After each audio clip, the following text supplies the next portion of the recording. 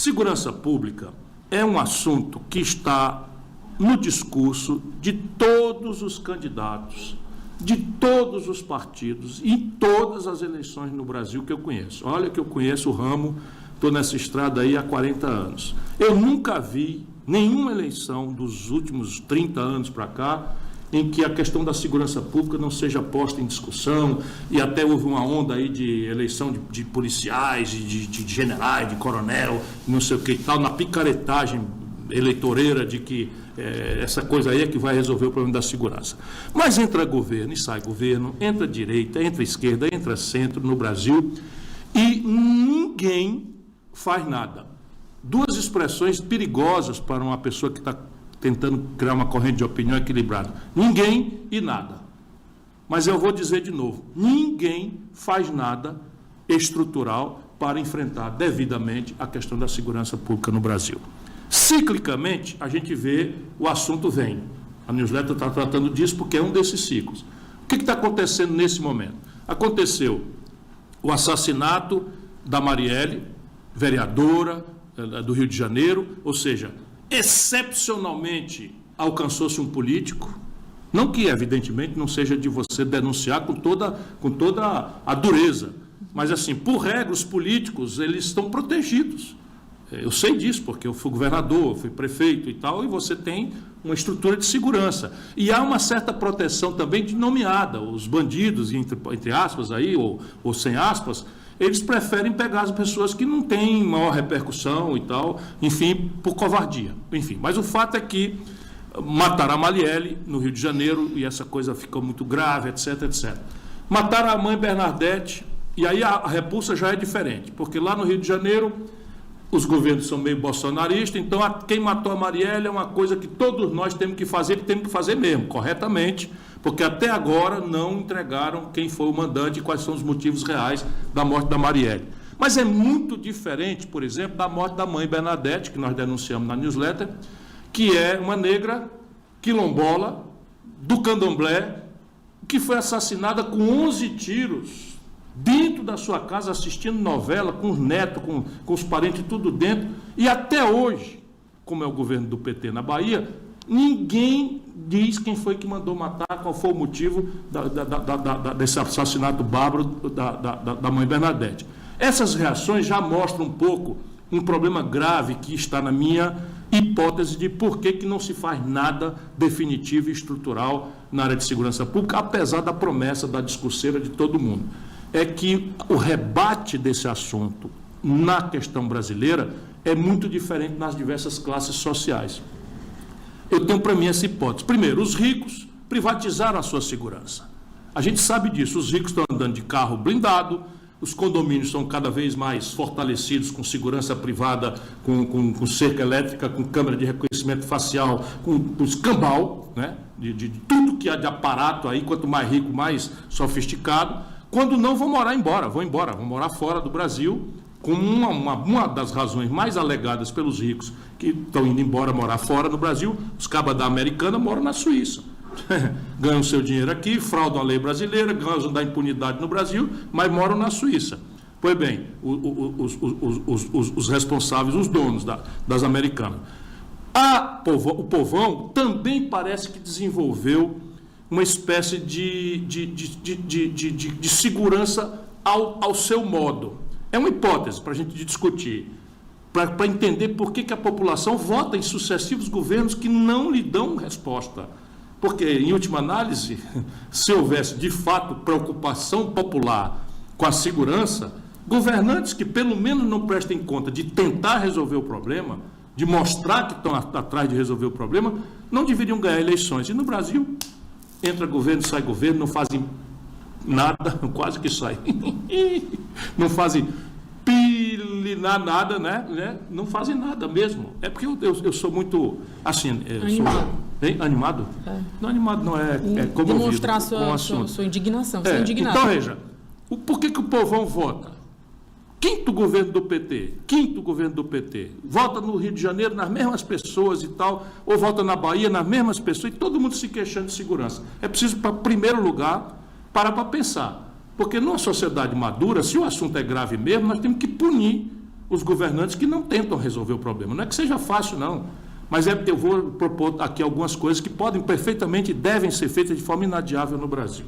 Pois bem, o povão, como não acredita mais que a segurança será provida pelos políticos e tal, o povão foi forçado a desenvolver uma espécie de convivência pacífica, ponho muitas aspas aí, porque eu não estou escrevendo, estou comentando, com o crime organizado, as facções criminosas e as milícias.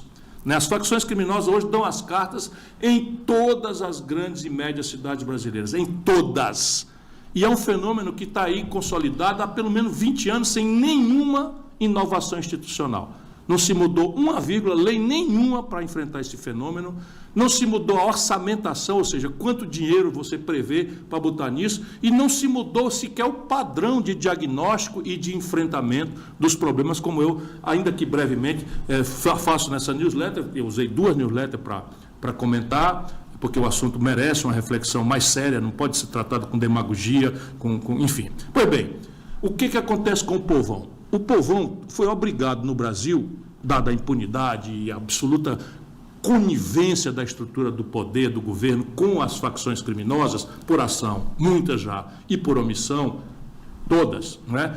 O povão desenvolveu um modo de conviver. Como? Ele sai para trabalhar e a família fica no bairro, fica na periferia. Então ele mais ou menos já conhece o caminho.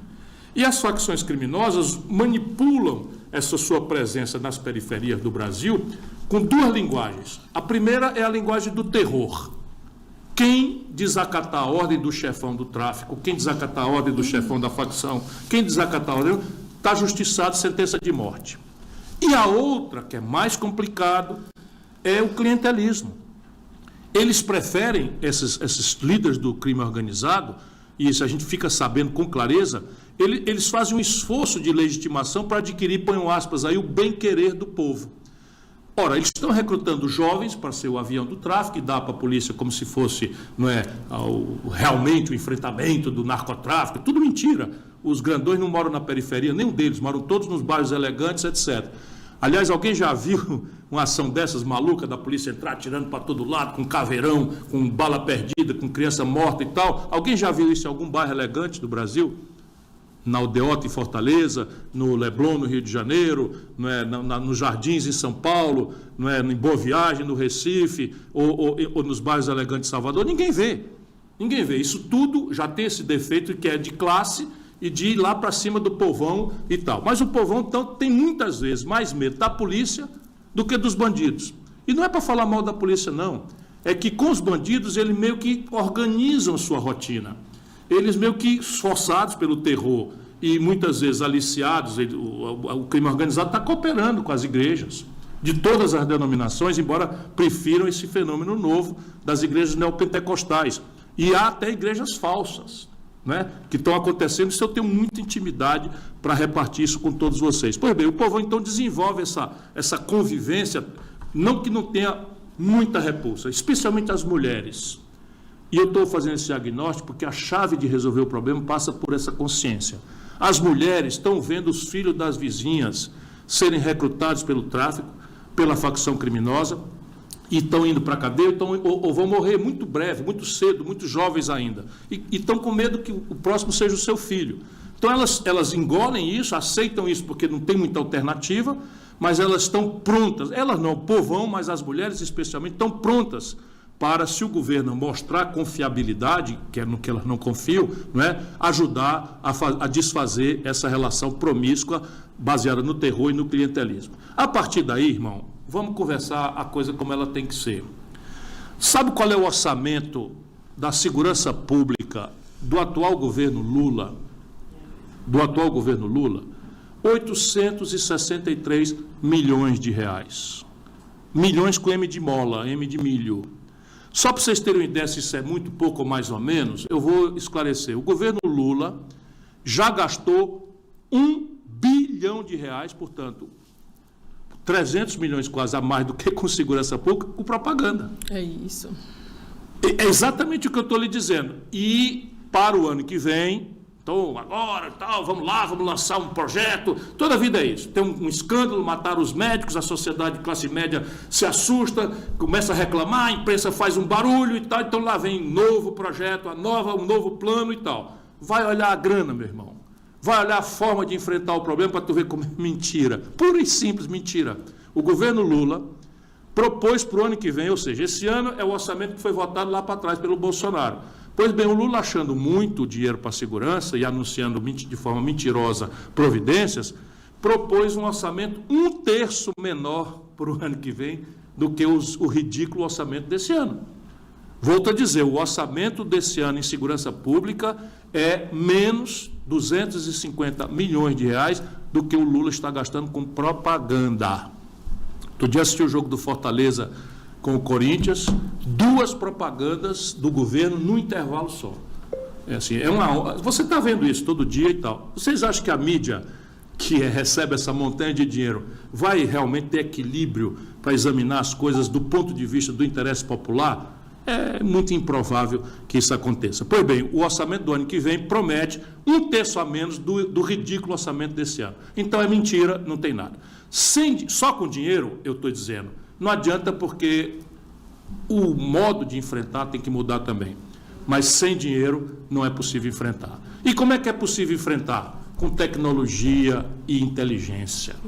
E inovações institucionais óbvias que estão dadas aí pela experiência internacional, por um acumulado de acadêmicos que são especialistas no assunto, né? O Fórum Brasileiro de Segurança Pública tem um acumulado de contribuição importante para fazer, e assim, e a gente tem clareza de que não fazem porque não estão dando definitivamente prioridade ao assunto, apesar de mentirem para você que está inseguro, que está com medo, que vão dar prioridade quando algum escândalo maior acontece. O que é inteligência? Definitivamente não é isso.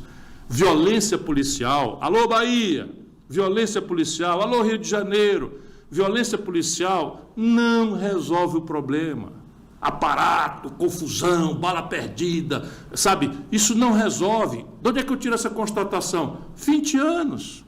Nos últimos 20 anos foi sempre assim que se enfrentou. E os números só pioram todas as semanas, todos os meses, todos os anos no Brasil. Portanto, devíamos abandonar de uma vez por todas esse equívoco. Não funciona. E o que é que funciona? Tecnologia e inteligência. Se nós estabelecemos inovações institucionais para criar recompensa, proteção, acordos internacionais até para retirar pessoas da comunidade e botá-las em outros países, desde que elas ajudem a desfazer esse conchavo, não é, mórbido, aterrorizado do povo com o crime organizado. E aí você tem um punhado de coisas para fazer, mudar a legislação. Nós não podemos permitir que um júri popular seja a mesma forma de julgar que usa um marido translocado, que mata a esposa, ou uma esposa maluca que mate o marido, é o júri popular, porque o que é que o legislador quis? Quis que se julgasse essas pessoas no contexto também das suas emoções, das suas interdições culturais, das suas debilidades, etc. Não é para garantir impunidade, não. É para que a sociedade possa ela própria julgar. Faz sentido um criminoso profissional do crime organizado, chefe do narcotráfico, do contrabando de arma e de uma coisa, ser julgado assim por um júri que pode amanhã ser constrangido pelo terror, pela violência ou pelo suborno? É evidente que tem que mudar a legislação e todo crime organizado, facções e milícias, tem que passar a ser competência da Justiça Federal, da Polícia Federal, e esta utilizará tecnologia de reconhecimento facial, algoritmos de acompanhamento de lavagem de dinheiro. É uma coisa chocante, não se mudou nada no Brasil. Os caras tiveram tanto tempo impunes e protegidos pela omissão ou pela ação dos governos do Brasil, que não fizeram nada, absolutamente nada, esses últimos 25, 30 anos, 5 governos do PT. Eu falo isso porque eu não vou esperar que o Bolsonaro resolva isso. O Bolsonaro é da turma. O Bolsonaro é ligado ao crime organizado, como todo mundo sabe, né? O Queiroz, não sei o que e tal. Eu espero é que o mundo progressista seja capaz. Não. Sabe o que o mundo progressista fez? Ali criou, copiando dos Estados Unidos, a lei de guerra contra as drogas. Não é que isso não seja um problema, é gravíssimo, mas copiaram a estratégia norte-americana e, a partir dessa lei que o Lula botou em vigor, enquanto faz o discurso de homenagem aos pobres, que faz discurso de homenagem aos negros, etc, etc. Pois bem, essa lei botou 500 mil jovens negros e pobres da periferia do Brasil na cadeia. O primeiro crime, generalizadamente, desses 500 mil de garotos, não foi violento. Não é que seja inocente, eram aviões do tráfico e tal, traficando pequenas quantidades, etc. Mas na primeira condenação não havia nenhuma violência. Resultado, condenados foram para dentro de uma cadeia, essas cadeias se transformaram em verdadeiros feudos das facções criminosas, porque também o sistema penitenciário brasileiro tem hoje menos 300 mil vagas do que o necessário. Nós temos 1 milhão de condenados, se botar os mandados de prisão em aberto no Brasil, e só tem vaga para 600 mil em números redondos. Arredondando aqui os números, só vocês viram o descalabro. E eles todos estão dominados pelas facções criminosas. Pois bem, o garoto que não cometeu violência nenhuma, na primeira noite que entra num presídio, ou se filia a uma facção criminosa, ou vai ser serviciado e ou morto. Resultado, no dia seguinte, mais um soldado para o narcotráfico, para o contrabando de armas, para a violência mais violenta, para usar aqui uma expressão. Isso é o que nós precisamos pôr em discussão. Agora, ou bota isso em debate, ou para de se queixar, né, meu irmão? Porque numa democracia é assim. Se o cidadão, com seu voto, sanciona a omissão ou a ação irresponsável dos governantes, por que o governante vai botar a mão num vespeiro tão difícil de ser enfrentado como esse? Fica a reflexão.